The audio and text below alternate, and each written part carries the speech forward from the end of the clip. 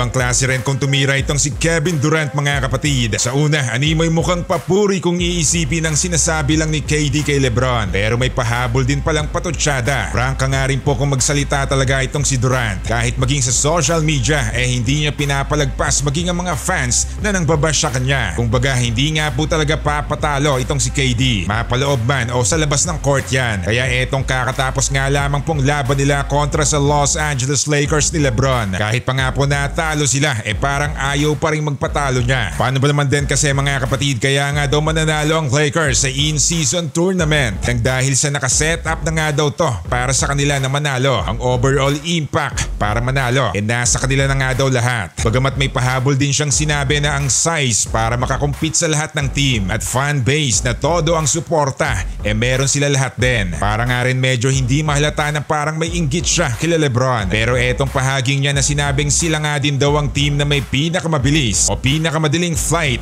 para makapunta sa venue ng tournament. Lamang na lamang rin sila sa lahat ng team. Para bagang sinasabi din niyang swerteng-swerte lamang din ang Lakers dahil pabor lahat sa kanila dahil parang ginawa na nga daw itong tournament na to para sa purple and gold. Kaya nga daw para kay Durant dito siya pupusta sa Lakers na mananalo sa in-season tournament. Para naman sa controversial na time call ng Lakers nung naglaban sila, hindi na nga lamang daw siya magko-complain tungkol dito dahil minsan talagang wala sa tama rin ang mga referee lagi. Aabante na nga po ang LA para kalabanin na ang New Orleans Pelicans sa semifinals. Dito nga po yan gaganapin sa Las Vegas. Pwedeng madali lang para sa kanila na talunin ng Pelicans. In fact, nanalo na nga po sila kakatapos lang ng laban. Pero dito sa Milwaukee Bucks ni Giannis, ang tiyak na may hihirapan sila. Pero ang ending mga kapatid nalampaso patuloy sila ng Indiana. Bagamat napasa kamay na nga po nila itong si Damian Lillard na talaga namang alam ng lahat na clutch shooter ang mamang to. Pero ibang-iba nga rin po talaga ang depensa nitong Indiana at halos puro shooter na nga po ang Pacers. At ang malupit pa nga po dyan unting-unti na nga pong nagkiklik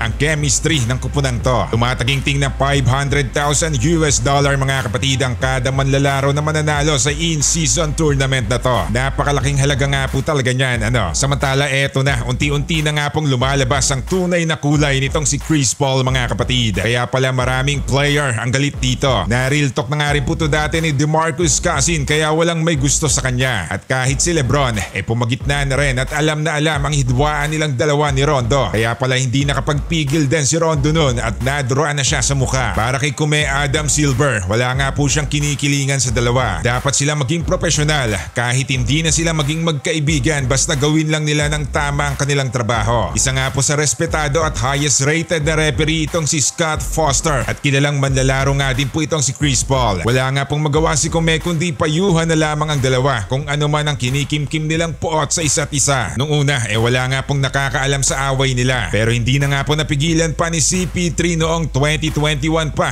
nang bigla niyang sisihin si Foster kaya 11 game losing streak ang nangyayari sa laban nila. April last season nga lamang din po nang nabasag ni CP3 ang losing streak kapag siya ang referee. Pero tila lalong mas tumitindi pa ang hidwaan ng ma-eject nga ni Foster si CP3 sa laban. Matapos nito meron pa palang malaking puot sa kanilang dalawa. Personal pala ang away nila ayon pa kay CP3 nang dahil nga daw sa anak niya. Alam nga daw ng lahat sa liga kung ano ang dahilan. Kaya pala sobrang init din talaga ng dugo ni Chris Paul kay ref dahil anak na niya pala ang dahilan din.